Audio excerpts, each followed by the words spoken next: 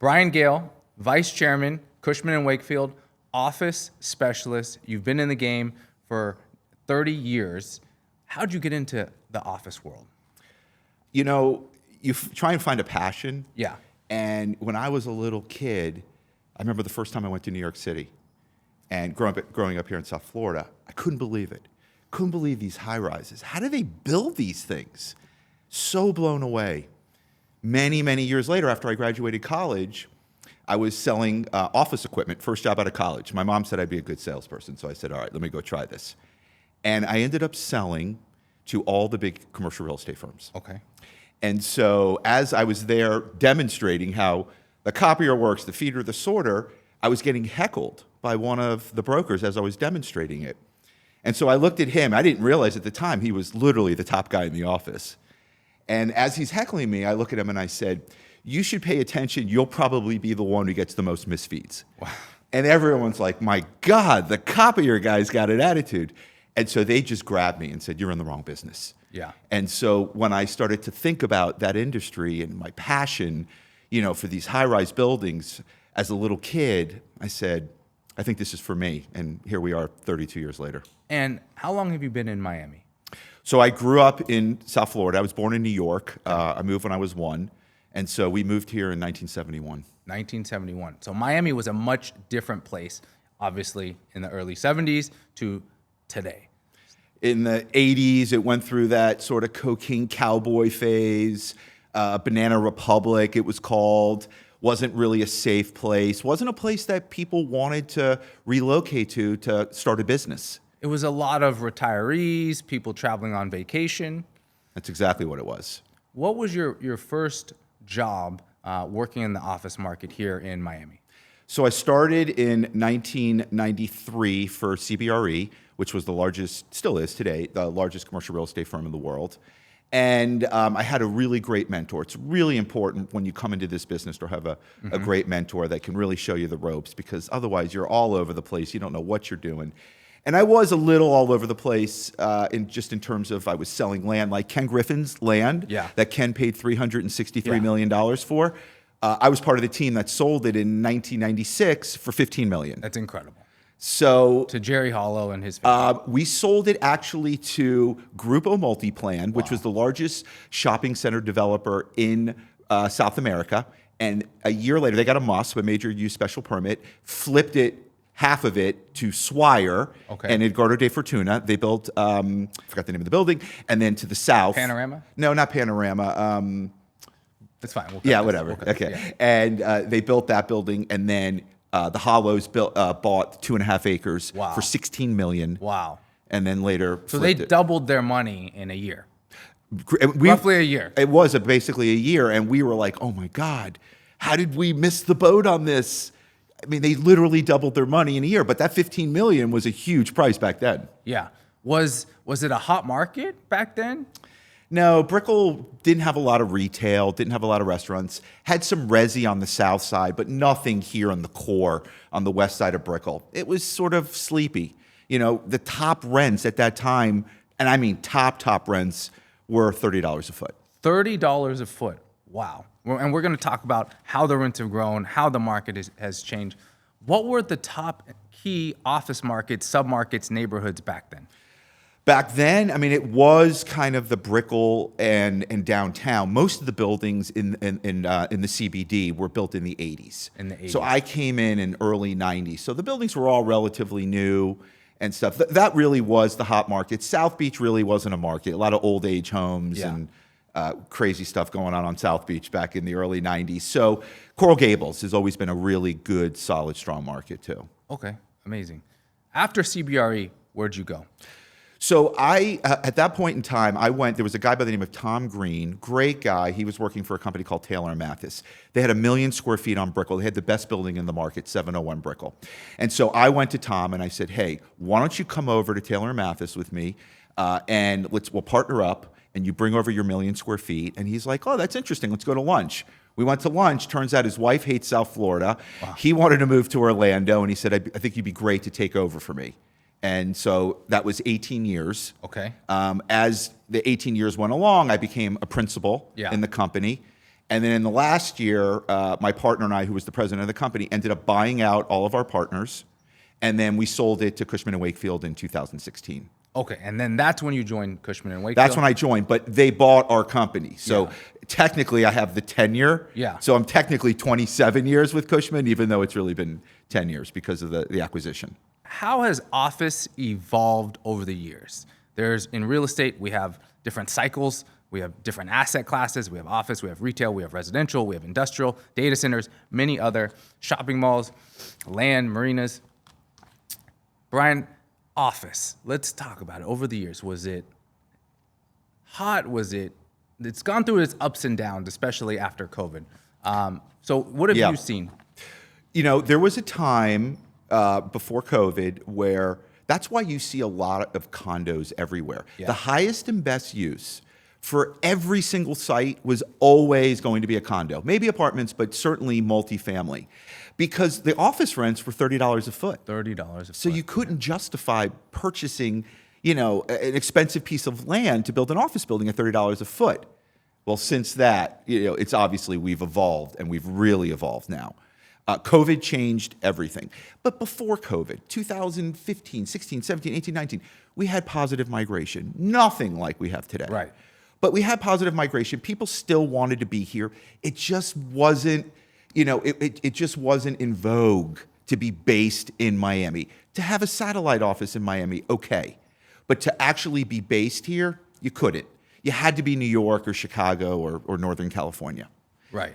COVID changed everything. COVID absolutely changed everything. Changed everything. I'll never forget, you know, March of 20, sitting home with the kids and saying, okay, I don't know what daddy's doing now. Yeah. We'll have to figure it out, because, you know, people were no longer going to the office, and we were right in the beginning of COVID.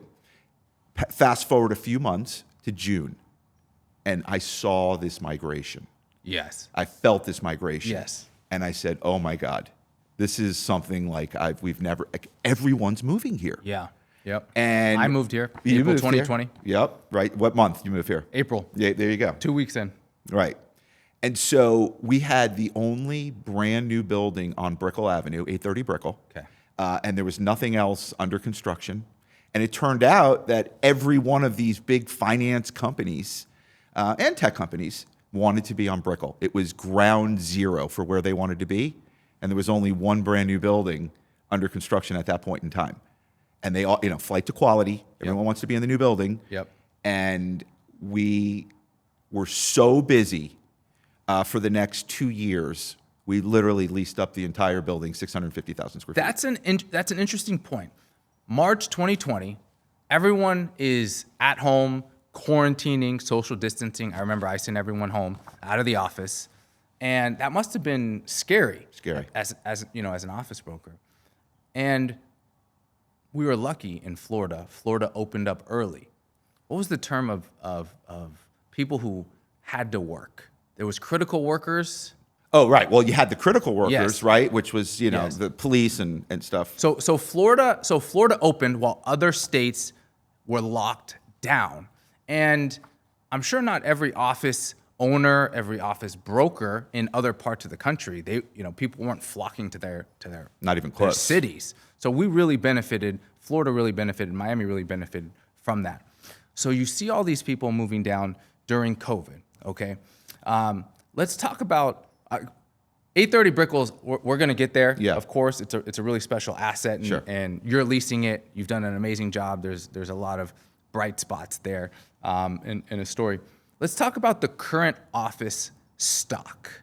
Okay, so we have older offices. You said that were built in the 80s. What's the average age of these office buildings?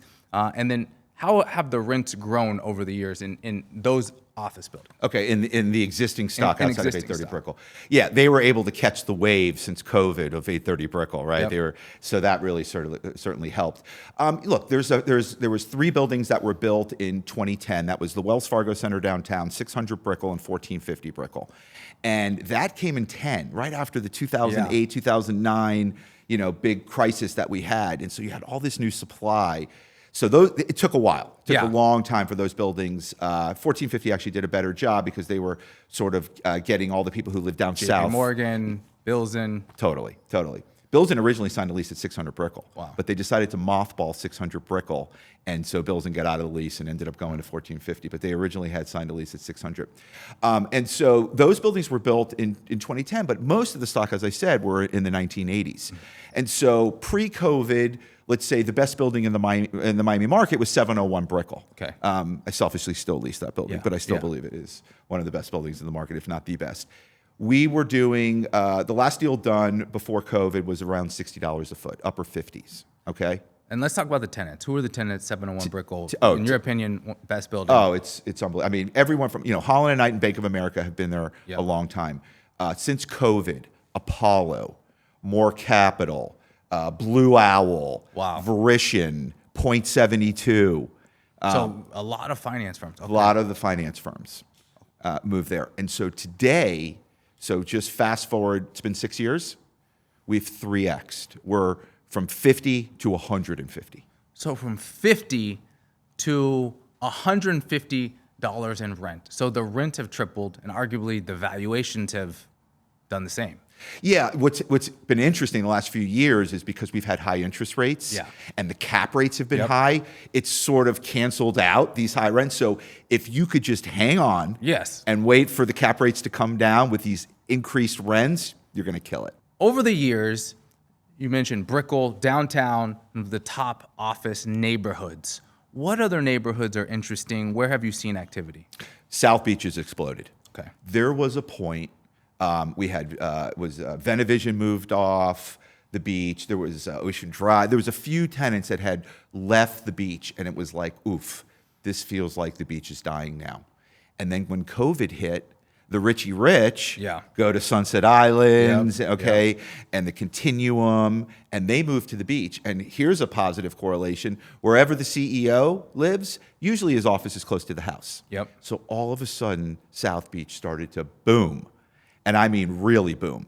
And so one of the new buildings that was built during COVID is a building called 18 Sunset. And it's in the Sunset Harbor neighborhood, one of the best neighborhoods we have in here in South Florida. Lamborghini's in there, Audemars Piguet, there's some retail. Exactly. And Aries just recently moved in. And so they were doing deals at 140, 150, 170 net. Net. So at another $30, these were coming up to high 100, close to $200 a foot rents on the beach. So Aries is in there. Who else is in there? AP House is in there. Aries is in there. There was a quiet Canadian billionaire that he really knows exactly who it is. He took a floor. So they had all, financial service groups and what have you, but they killed it because it was the only, again, flight to quality. I may say it 10 times. Because let's not forget, people will move out of perfectly good buildings to move into the new building. Flight to quality. And that building took off. I have a building now under construction, just TCO'd, called The Fifth, on 5th and Michigan. Gorgeous building. South of 5th neighborhood. South of 5th, because we are on the south side of 5th You are. Street. So technically, we are south of 5th. And we should be done leasing this building here probably in the next 4 months, 3-4 months. We're working on a deal right now that's... How many square feet is it? It's a kind of a boutique building. It's about 65,000 square feet. 65,000 in rents, tenant mix. Financial services, again, family offices, private equity groups. But we're very close to signing a lease right now at $200 a foot, triple net. $200 of... So $230 gross. $230 gross. So started at 50, quadrupled South Beach. That is incredible, bro. Again, if the decision maker lives there, then that's where the office is going to be. What we sell for the Fifth is you just come right from the causeway, right in, you pull right in the building, right?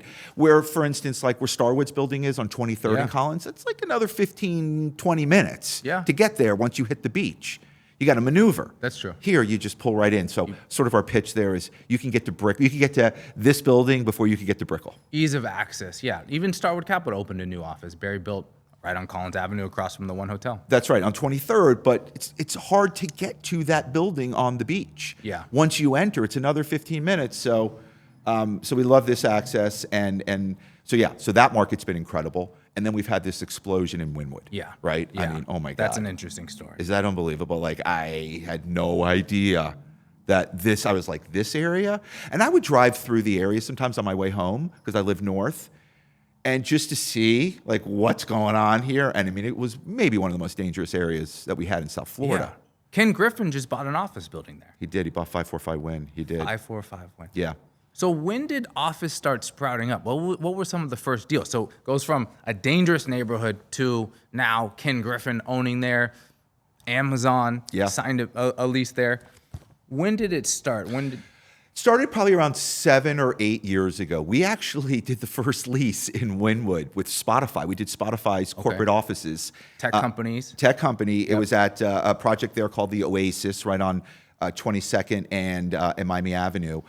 That's actually a funny story. When the head of real estate was coming in, and I went in, it was a converted warehouse, 20,000 square feet, and there was a homeless guy in there. And I was like, oh, this is not going to tour well. Yes. And the guy's going to be here in like 15 minutes. Yeah.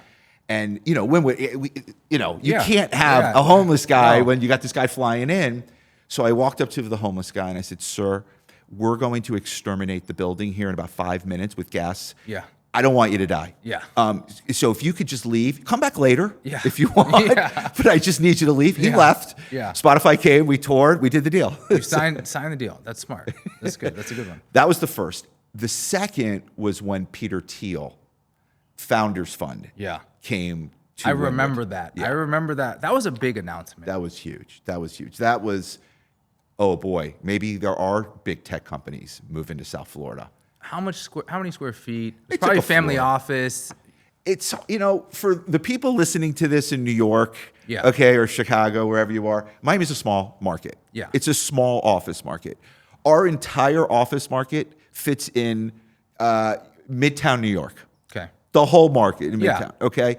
So when, and I tell this all the time, we had 1.5 million square feet of new to market tenants come and move here and relocate here in the first 3 years of COVID. 1.5 million. Yeah. 1.5 million square feet in New York, leases one building, nothing happens. One building. Yeah. 1.5 million square feet in Miami, rents 2 to 3x. Yeah. Yeah. Completely great fundamentals for investors for Totally. developing new office. Totally. So Wynwood took a minute. Peter Thiel certainly helped. Yeah. And then you had Sony Music come, and so it started to, Spotify, Peter Thiel, Sony Music. and then Amazon. That was a big That was one. the big one. So we leased this project called Wynwood Plaza, super high-end building for Wynwood, nicest building in Wynwood by far, built by the L&L guys that built arguably the nicest office building in New York, 425 Park, which is this gorgeous building. And it took a lot of work. You want to get Amazon in your building, you better have some patience. Yeah. Let's talk about the process. Yeah. Because Amazon, they went around the country, HQ2, that whole process. How did they pick this building, and what was the touring process like? As you said, it was... Well, they looked at everything. Yeah. They went Brickell downtown, Grove Gables, Wynwood. And they said, okay, this seems like the market. They ended up taking 3 floors from us, 75,000. It's a big deal in Miami, 75,000 square feet.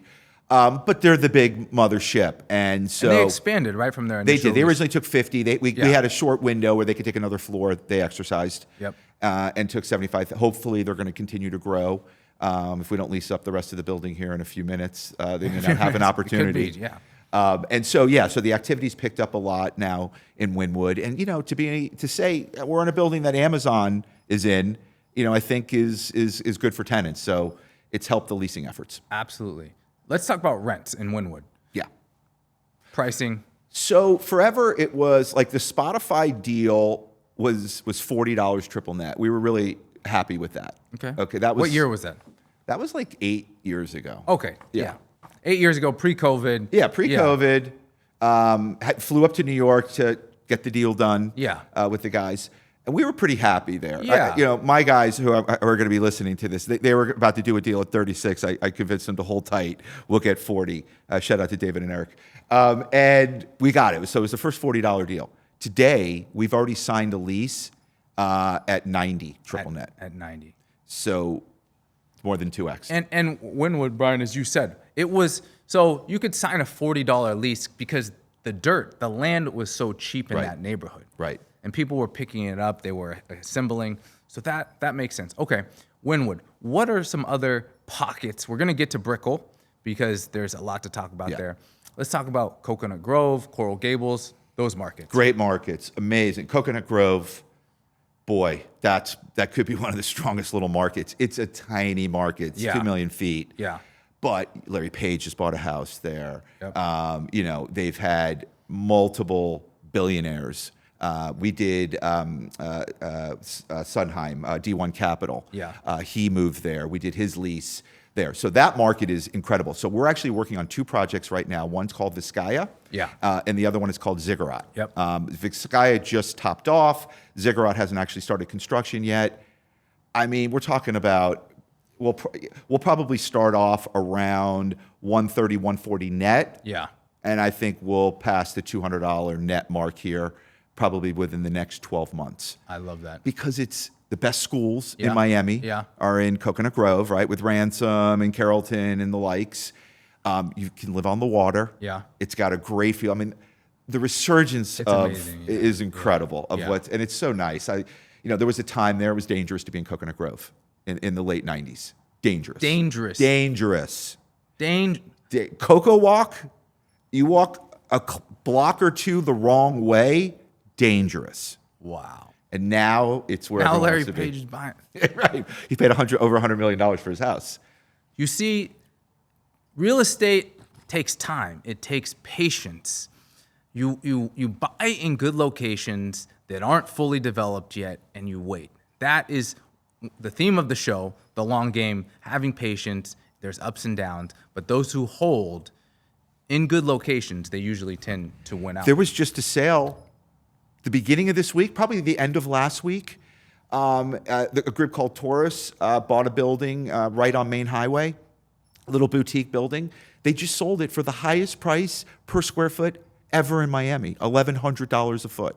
$1,100 a foot. We haven't had any. So breaking records. Breaking records. So Miami's office market is breaking records, and it seems to be it's going to continue to head in that direction with the announcements. Palantir, more people are moving here. Zuckerberg just bought a house in Indian Creek. I have a referral for you, by the way. Okay. Someone reached out to me Okay. on Instagram. They have a building. They're looking to sell it, so we'll connect on that offline. Okay, so Coconut Grove, Coral Gables. Coral Gables. So Coral Gables, the spread between Brickell Avenue and Coral Gables 10 years ago was $5 a foot. Somehow, the spread went to $80 a foot. Okay. And so everyone's like, what happened to the Gables? What happened to the Gables? Nothing happened to the Gables. The Gables has high-quality office buildings, executive housing, and more restaurants than you could imagine. Right. Nothing bad happened. It was the influx was Brickell, and Brickell exploded. So we kept saying to our clients, we have 5 buildings in the Gables. Yeah. We represent more office space in the Gables than anyone. And we were telling our clients, we're going to raise rents by $10 a foot in all of our 5 buildings. Yeah. And we're going to do that like next month. Okay, we did that. So it went from high 40s to 50s. Okay. And we kept doing deals. And then we felt that tenants are going to get priced out of Brickell. Because remember, rent's 3x. Yeah. You're coming out of a 10-year lease at $50 and you get hit with a $150 bill. Yeah. You're going to start looking around. And these are still older buildings. This is not like Correct. It's people are all moving to 830 Brickell. Right. Okay. Well, 830's done, right, Yeah, at this done. point. So now, and so we were like, okay, there's really good demand here now. Everything really picked back up. We raised rents again by another $10. So rents went to 60. Yeah, owners love you. And we're just like, you know what? Let's do it again. I mean, why should the spread between Brickell and Coral Gables be so great when it used to be $5? Right. Now we're in the 70s. We'll be in the 80s by the end of the year. We'll have doubled Coral Gables rents over a 2.5 year period. So we're hearing record numbers going up. You can only do that with good supply and demand fundamentals. Right. So there's more tenants, more demand. How has the new supply evolved and grown and entered into the market over the years and more recently? Well, we haven't seen a lot of supply because, again, highest and best use always was resi. Yeah. And so now that our office rents have gotten to the point where it's like, oh yeah, we want to build, right? You and I did the math. This You makes know. sense. It's very exciting. You're like, wait, what are rents? I want to build. And so now we have all these boutique buildings, from Bay Harbor. I'm working on a beautiful project in Bay Harbor called One Cane. Yep. We're going to be close to $200 a foot here in 2 minutes. Beautiful little building. In 2 minutes, Tom Brady took office space in Bay Harbor. He did. Tom Brady took office space, Dwight Capel. I mean, if you live up in that area, Yeah. you know, not to put a negative spin on anything, but traffic is pretty bad. Yeah. And so it's gotten a little crazy. And so it's this sort of live, work, and play in your own neighborhood. Yep. So if you live in, you know, the Four Seasons in Surfside, you probably want an office in Bay Harbor. Yeah. I mean, it makes sense. Indian Creek, yeah. Or Indian Creek, whatever.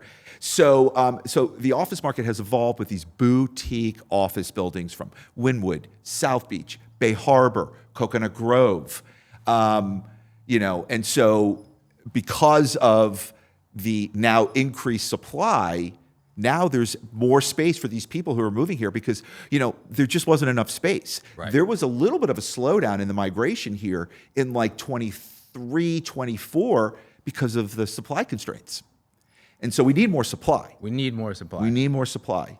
And, you know, Ken Griffin's going to build his building on Brickell. And Let's talk about Ken Griffin, what Yeah. he's doing for the market. So what's Ken building? It's been reported they're moving some dirt around on the site. They are. You originally sold the site back in the day. Yeah.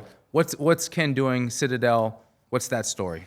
So there's been, you know, Ken does what he wants when he wants on his own time frame. So no one's going to box, you know, baby in a corner. Yeah, right? exactly. So, you know, there's so much going on with that site, and it's going to be office. But, you know, is there going to be a hotel component to this? Is it going to be pure office? What's the demand? How much is Ken going to take? How many friends and family is Ken going to bring over? How much is going to be available for the rest of the market? That's changing. Yeah. And so he's methodically working sort of all through that. I think here in the next 4 months, 3 to 4 months, he'll have everything he needs in terms of to be able to announce to move forward. Yeah. But it'll be over 1 million square feet. Over 1 million Oh, square yeah, feet. yeah. Those rents have to be 250 plus. What do you think? So when we first started talking to Ken and his group, we told them, let's not put a cap on rent. Because he flat out asked us, where are rents? And I said, well, I can tell you where starting rents will be. Low floors, you'll start at 150. Okay. He goes, you know, what about upper floors? And I said, I would not put a cap on it because, why, you know, could we hit the first $300 rent? Yeah. Upper floor to be with Ken Griffin in his I'm building? pulling for you. I think it happens. I think that it does, too. location, to be in that building, power of proximity, what Ken's doing right there, that's going to be the best in class building. I think it's over. I think the original pricing was like $2 billion. $2 billion. Yeah. It's gone up. We've seen some of the reporting. What else? What else is new in Brickell? So 830 obviously was the new one that TCO'd about a year and a half ago. Let's talk about 830 Brickell. Okay. The story, office, development, the land, the developers, and the whole story, the whole process. Well, originally it was a chicken kitchen site. Okay. And I remember the broker saying, "You're going to build on the little kitchen, the chicken kitchen site? I don't under." And we're like, "Yeah, we have plans to build." And it was Oko Group and Kane in a joint venture. They were building 3 buildings at the same time: Una residential on Brickell, 830 Brickell, and Missoni in residential in Edgewater. They had all 3 buildings, and they just were like, "We really like the Miami market." This is before COVID. Right. Our rents were $60. So we put a whole pricing together for them, a stacking plan, and we said, okay, we'll start off around 65, which will be the highest rents in the market ever, history. Ever. And we'll take it all the way up to like 75. I mean, we're going to get in the 70s. Yeah. We'll get in the 70s. Yeah. Records. And this was like 2017, 2018. Well, our first deal was 70, Yep. and our last deal was 225. 225. Tripled. No, these are gross. This is full service. These are full service rents. Full service rents, they tripled from the original 70. And it went 60, 80, 90, 100. $100 story is actually a good one. Yeah. And then 120, 150, 190, 225. Okay. $100. The $100 Breaking story. $100. I'm sure that was a huge deal. That was a huge deal. So we had only done at that point in time an $82 deal. And that was for like the second to top floor of the building. So here we have like the top floor, second to top floor, and we're at $80. Like, where do you go from here, right? Because now you're going lower in the building. By the way, you always want to, when you start leasing, you always want to lease ground up. Yeah. But in this case, the guy's like, you want me or not? Yeah, we want you. He goes, okay, I'm taking the 52nd floor. So we did $80. Well, I won't give names here, but there was 2 insurance companies. Insurance. One group left one of the insurance companies and took the entire office with them. Yeah. Like 80 employees. Okay. And they signed a lease at 830 Brickell. Okay. Well, the company that literally had not many employees left came to us and said, hey, we want to be in the building. And we want to be above them in the building. Yeah. Okay. And those guys were in the mid-rise. Battle the of first the insurance companies. I don't care. We have to be above them in the building. Okay. Because we need to be recruiting. Yeah. And we want people to see our view better than their view. Okay. They just pilferaged us. Yeah. So we said, all right, $100. $100. $100. Now, this is a couple of years in. This is almost 2Xing already from the $50, $60 rents before COVID.